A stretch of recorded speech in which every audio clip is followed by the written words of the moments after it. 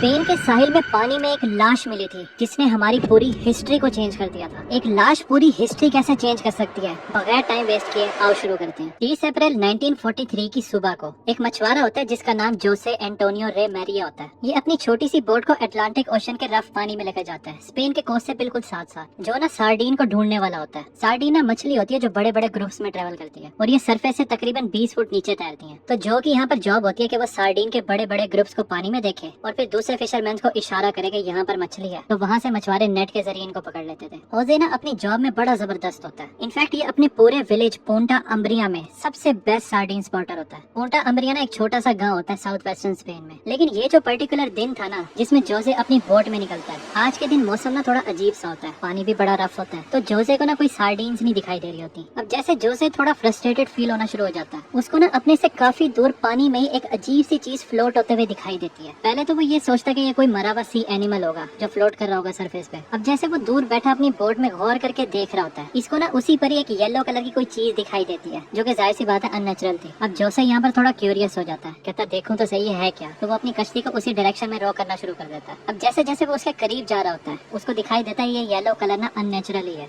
Yellow colour ना यहाँ पे एक लाइफ जैकेट का होता है, जिसका मतलब था एक बंदा इस ओशन में फ्लोट कर रहा है। तो अब होजे की यहाँ थोड़ी हार्ट बीट तेज होना शुरू हो जाती है। वो कहता है ओ तेरी खैर, मुझे तो इस बंदे को बचाना पड़ेगा। तो ये फुल स्पीड में उसके पास पहुंचता है, लेकिन जब ये इसके पास जाता है तो ऑब्वियसली बहुत देर हो चुकी थी, ये बंदा पहले से ही मरा हुआ था। ये एक बंदा होता है जिसने मिलिट्री ट्रेंच कोट पहना हुआ था। इसके मुंह वाली साइड जो होती है ना वो पानी के अंदर होती है। होजे ना फौरन इसकी बॉडी को पलटता है, मतलब ये देखने के लिए भाई कौन है बंदा। तो फिर एकदम से ना इसको बड़ी अजीब सी गंदी बदबू आती है, गलने सड़ने वाली। और जब वो इस मरे हुए बंदे की शक्ल देखता है ना वो डर जाता है। इसकी आंखें इसके स्कल के अंदर घुसी हुई होती हैं, इसके गालों पर फंगस सी पैदा हुई थी, गलने की वजह से इसकी हड्डियां भी नजर आ रही होती हैं। और देखने में ऐसा लग रहा था जैसे इस मरे हुए बंदे की ना शक्ल पर खौफ हो, जैसे मरने से पहले इसने आखिरी चीज जो एक्सपीरियंस की होगी वो बहुत ही खौफनाक होगी। फिर जोसे नोटिस करता है इस लाश के साथ एक चीज और भी है, इसके ना एक बाजू पर चेन लिपटी हुई थी और वो चेन ना पानी के नीचे जा रही थी। तो जोसे इस चेन को पानी से बाहर निकालना शुरू कर देता है और वो खींचता रहता है, तो पानी से ब्रीफ केस बाहर निकलता है। इस पे ना कोड लगा होता है, मतलब इसको खोलने के लिए कोड चाहिए था। अब यहाँ पर कॉन्टेक्स्ट के लिए मैं आपको बता दूं कि उस टाइम ना वर्ल्ड वार फुल चल रही थी, रशिया से लेकर ब्रिटेन तक सारे वर्ल्ड वार में होते हैं। तो उस टाइम ना दुनिया भर में हजारों लाशें फैली हुई थी, मतलब जहाँ जहाँ जंगें हो रही थी ना वहाँ तो जारी बात है लाशें भी होती थी। तो उस टाइम में डेड सोल्जर का पानी में मुर्दा मिलना ये कोई बड़ी बात नहीं थी। लेकिन स्पेन में जिधर होजे अब था ये चीज वहाँ पर कॉमन नहीं थी, क्योंकि इस टाइम तक स्पेन तो वर्ल्ड वार 2 में एंटर ही नहीं हुआ था, वो तो न्यूट्रल कंट्री था। तो अब क्योंकि यहाँ पर लड़ाई हो नहीं रही थी तो यहाँ पर किसी डेड सोल्जर की लाश को इनकी कोस्ट लाइन के पास फ्लोट ही नहीं करना चाहिए था। तो जोसे इस डेड सोल्जर की लाश को और उस ब्रीफ केस को काफी देर तक घूरता रहता है। फिर ये मुड़कर दूसरे फिशरमैन होते हैं इसके पास ही, उनको चीख चीख कर इशारे करके बुला रहा होता है कि मेरे पास आओ और इस लाश को पानी से निकलवाओ मेरे साथ। लेकिन जब दूसरे फिशरमैन देखते हैं कि जोसे हमसे क्या करवाना चाह रहा है, वो कहते हैं नहीं भाई हम नहीं मदद कर रहे, हम किसी डेड बॉडी को हाथ नहीं लगा रहे। तो जोसे यहाँ पर खुद ही इस लाश को एक हाथ से पकड़ता है और दूसरे हाथ से कश्ती का चप्पू चलाने लग जाता है और ये साहिल की तरफ जाकर बड़ी मुश्किल से पहुंचता है। अब जैसे ये और बाकी मछुआरे ना आपस में बोल रहे थे, मतलब इधर उधर चीख रहे थे कि भाई ये क्या सीन चल रहा है, तो जिस टाइम तक जोसे इस लाश को रगड़ता हुआ साहिल पे इस रेत के ऊपर रखता है, इस पोंटा अम्ब्रिया के गाँव वाले थे ना वो भी इस हंगामे को सुन लेते हैं और वो भी आ जाते हैं, यहाँ पर इकट्ठे होकर जमा हो जाते हैं सारे। इनको दिखाई देता है जोसे वहाँ पर खड़ा हुआ एक डेड बॉडी के साथ और ये सारे इस सीन के पास ना गोल दायरा बना लेते हैं। करीब में ही ना स्पेनिश सोल्जर्स होते हैं, वो अपनी ट्रेनिंग एक्सरसाइज कर रहे होते हैं। उनको दूर से दिखाई देता है कि बीच पर तो क्राउड बना हुआ है, तो ये लोग भी वहाँ पर जाते हैं देखने के लिए कि भाई क्या हो रहा है वहाँ पे। वो क्राउड के अंदर से होते हुए देखते हैं सामने तो डेड बॉडी पड़ी हुई है और फौरन ही उस डेड बॉडी को सर्च करना शुरू कर देते हैं, ये पता लगाने के लिए कि भाई ये कौन है। जब स्पेनिश सोल्जर इसके आइडेंटिटी पेपर को देखते हैं उनको पता चलता है इसका नाम विलियम मार्टिन है और ये मेजर होता है ब्रिटिश रॉयल मेरीन्स का। इस पेपर में ये चीज भी लिखी हुई थी कि मेजर मार्टिन को असाइन किया गया था कंबाइंड ऑपरेशन हेडक्वार्टर लंदन में। ये चीज ना इन स्पेनिश सोल्जर्स को पता होती है कि ये एक आउटपोस्ट है जो कि कमांडो रेड्स ऑर्गेनाइज करती है उन इलाकों में जो नाजी ने कब्जा किया हुआ है जिन पे। मेजर मार्टिन ने जो ट्रेंच कोट पहना हुआ था ना, जब ये इसको खोलते हैं इनको दिखाई देता है ये बैटल गियर किट के साथ फुली ड्रेसअप हुआ है, जिसको देखकर ये लग रहा था कि ये इन कमांडो रेड्स के दरमियान में ही मरा है। लेकिन जब स्पेनिश सोल्जर इसके गियर्स को निकालते हैं, मतलब उतारते हैं इसकी बॉडी से, तो उनको इसके जिस्म पर कोई कट्स नहीं दिखाई देते, ना ही कोई गोलियों के निशान होते हैं जिससे ये मरा हो। तो यहाँ पर ये रनिंग थ्योरी ये निकालते हैं कि शायद ये इस एरिया से उड़कर जा रहा होगा और इसके प्लेन को यहाँ पर गिरा दिया होगा, इसी वजह से हमें पता नहीं चलना कि ये किस चीज से मरा। लेकिन स्पेनिश सोल्जर्स ने ये बात भी नहीं सुनी होती कि किसी प्लेन को शॉट डाउन किया है इन्हीं की कोस्ट के पास। तो मतलब सिंपल अल्फाज में इनको कोई आइडिया नहीं होता कि मेजर मार्टिन यहाँ पर पहुंचा कैसे। फिर इनमें से एक स्पेनिश सोल्जर जो अभी भी मेजर मार्टिन की जेबें चेक कर रहा होता है, उसमें ना इसको कुछ पेपर्स मिलते हैं और तस्वीर मिलती है। जब वो इसको देखता है तो वो अपने कमांडिंग ऑफिसर के कंधे पे थपथपाता है उसको दिखाने के लिए। ये ना एक ब्लैक एंड व्हाइट फोटो होती है एक जवान लड़की की और इस पिक्चर की बैक साइड पर ना साइन हुआ होता है पैम। और जहाँ तक उन पेपर्स का सवाल है जो इस तस्वीर के साथ थे, वो ना बेल्जोस होते हैं। एक बिल होता है लंदन के नाइट क्लब का जो 3 दिन पुराना होता है, और दूसरा ना रसीद होती है डायमंड एंगेजमेंट रिंग की। अब ये स्पेनिश सोल्जर कोई ज्यादा इमोशनल नहीं होते, लेकिन वो ये चीज सोचते हैं कि ये कितनी दुख वाली बात है कि मेजर मार्टिन प्यार में था इस पैम लड़की के साथ, इनकी शायद एंगेजमेंट भी हो गई होगी लेकिन अब ये मर गया। तो मतलब बड़ी ट्रेजिक लव स्टोरी है। तो वो सोल्जर जिसको तस्वीर और कागज मिले थे वो उनको दोबारा से रोल करता है और मेजर मार्टिन की जेब में वापस डाल देता है। फिर ये सोल्जर आपस में डिस्कस करते हैं कि अब क्या किया जाए। अब टेक्निकली स्पेन तो यहाँ पर एक न्यूट्रल कंट्री था, इनको यहाँ पर करना ये चाहिए था कि इनको ये बॉडी वापस ब्रिटिश को देनी चाहिए थी, क्योंकि ये होता तो ब्रिटिश सोल्जर है, लेकिन स्पेनिश गवर्नमेंट को यहाँ पर बड़ा ही सख्त डिक्टेटर रूल कर रहा होता है। इसका नाम होता है फ्रांसिस्को फ्रांस्को। ये बंदा ना यहाँ पर न्यूट्रल नहीं होता, ये ना सीक्रेटली अलाइन होता है नाजी के साथ। इनफैक्ट नाजी पार्टी का जो लीडर होता है ना एडोल्फ हिटलर, वो इस फ्रांस्को को हेल्प करता है पावर में आने के लिए। और अब क्योंकि ये पावर में आ जाता है तो ये रेगुलरली सीक्रेट शेयर करता रहता था जर्मन्स के साथ। तो जब ये स्पेनिश सोल्जर अपने सुपीरियर से कांटेक्ट करते हैं कि इस डेड ब्रिटिश सोल्जर की बॉडी के साथ क्या किया जाए, सुपीरियर्स इनको कहते हैं कि तुमने मेजर मार्टिन की बॉडी वापस ब्रिटिश को नहीं देनी, ऐसा करो इसकी बॉडी को ना करीब कई मुर्दा खाने में ले जाओ, जहाँ पर फ्रांस्को के एजेंट्स हैं वो इसकी बॉडी को ऑब्जर्व वगैरह करेंगे, ब्रीफ केस वगैरह खोलेंगे कि उसमें क्या है। तो ये स्पेनिश सोल्जर वही करते हैं जो इनको कहा जाता है। और जब फ्रांस्को के एजेंट फाइनली उस ब्रीफ केस को खोल लेते हैं, उसमें से ना इनको ब्रिटिश मिलिट्री के लीडर्स के 3 लेटर्स मिलते हैं। और जब फ्रांस्को के एजेंट इन लेटर्स को पढ़ते हैं, इनको फौरन पता चल जाता है कि हमें एक अंदर की बात पता चल गई है। और कुछ ही दिनों में ये लेटर्स एडोल्फ हिटलर की टेबल पर पड़े होते हैं। अब इस टाइम 1943 के अप्रैल में हिटलर को ना ये महसूस होने लग जाता है कि शायद मैं इस वॉर को हार जाऊंगा। बेशक नाजी ने यहाँ पर सक्सेसफुली तकरीबन यूरोप को कॉन्कर कर लिया था, लेकिन यहाँ पर ऐसा लग रहा था कि चीजें इनकी फेवर में नहीं जा रही। हिटलर के ना दिमाग में ये चीज चल रही थी कि अमेरिकन और ब्रिटिश मिलकर बड़ा हैवी अटैक करने वाले हैं उन एरिया पे जिधर नाजी का कब्जा है, और अगर हम लोग इस चीज के बारे में तैयार नहीं रहेंगे तो हमारा तो काम खराब हो जाएगा इस जंग में। लेकिन यहाँ पर हिटलर को ये चीज नहीं पता होती कि ये मेजर अलाइड अटैक होगा किधर। तो इस चीज का पता लगाना उस टाइम नाजी की सबसे बड़ी प्रायोरिटी थी। ज्यादातर हिटलर की जो इंटेलिजेंस होती है ना वो इसको ये सजेस्ट करती है कि ये मेजर अलाइड अटैक ना सिसिली पर होगा। ये एक इटालियन आइलैंड होता है, इटली ना नाजी के साथ अलाइड होता है। नाजी के जो जासूस होते हैं ना वो अमेरिकन और ब्रिटिश की फोन कन्वर्सेशन सुन लेते हैं, उसमें ना ये लोग बार बार डिस्कस कर रहे थे सिसिली पर अटैक करने की। इसी वजह से इंटेलिजेंस को पक्का ढक्का यकीन होता है कि यहीं पर ही इन्वेजन होगी, यही सिसिली पर। लेकिन जब हिटलर इन 3 लेटर्स को देखता है जो मेजर मार्टिन के ब्रीफ केस से मिले थे, यहाँ पर सारा कुछ ही चेंज हो जाता है। ये लेटर्स जिनको ब्रिटिश मिलिट्री के टॉप लीडर सब ने साइन किया हुआ था, उसमें ये चीज लिखी हुई थी कि सिसिली पर अटैक ना एक फेक न्यूज है। और हमें ये चीज भी पता है कि हमारी फोन कन्वर्सेशंस जो ब्रिटिश और अमेरिकन के दरमियान हो रही हैं वो टैप हुई हुई हैं, मतलब नाजी सुन पा रहे हैं उनको। और इन लाइंस पे हम जानकर सिसिली पर अटैक करने का बोल रहे हैं, और ये चीज हम नाजी को कंफ्यूज करने के लिए कर रहे हैं। हम चाहते हैं कि वो ये बिलीव करें कि अटैक सिसिली पर ही होना है, लेकिन इन लेटर्स में आगे ये चीज लिखी हुई थी जो असल जगह है, मतलब जिधर एक्चुअल में ये बड़ा एलाइड अटैक होना था वो होना था नाजी कंट्रोल ग्रीस में, जो कि वहाँ से 500 किलोमीटर दूर था। अब जैसे हिटलर ये लेटर्स पढ़ रहा होता है वो बहुत ज्यादा शॉक हो जाता है, क्योंकि उसके दिमाग में होता है ग्रीस वाकई हमारी सबसे कमजोर लिंक वाली जगह है। और अब क्योंकि इनको ये अंदर की इंटेलिजेंस बात पता चल गई है, ये तो ऐसा था जैसे इनकी लॉटरी निकल गई है। हिटलर को कोई आइडिया नहीं था कि भाई ये अटैक होना किधर है, और अब फौरन ही इसको पता चल जाता है एग्जैक्ट लोकेशन का कि ये अटैक किधर होना है। और इनफैक्ट अभी तो उसके पास टाइम भी होता है अपने सबसे वीक लिंक ग्रीस को स्ट्रॉन्ग करने का। तो 12 मई 1943 को तकरीबन 2 हफ्ते भी नहीं गुजरे होते जोसे को मेजर मार्टिन की बॉडी को ढूंढे हुए वही पूंटा अम्ब्रिया के साहिल के पास हिटलर अपने सारे जनरल्स को ऑर्डर भेजता है कि एक बड़े से एलाइड अटैक के लिए तैयार हो जाओ, सिसिली पर नहीं बल्कि ग्रीस पर। और फिर फौरन ही जर्मन टैंक साउदर्न फ्रांस से होते हुए ग्रीस में एंटर होते हैं। दसियों हजारों सोल्जर्स बैरियर्स लगा देते हैं ग्रीस के बीचेस पर, ताकि ये बीचेस से होने वाली इन्वेजन को रोक सकें। और उधर समंदर के अंदर जर्मन की यू बोट्स थी। यू बोट्स ना इनकी सबमरीन थी, और ये बहुत ही ज्यादा डेडली होती है वर्ल्ड वॉर 2 में। ये इस पूरे एरिया में फैल जाती है, और ये तैयार होती है किसी भी एलाइड शिप को शूट करने के लिए अगर वो यहाँ साहिल पर आएंगे। सीधे अल्फाज में बताऊं, नाजी यहाँ पर बिल्कुल रेडी होते हैं। लेकिन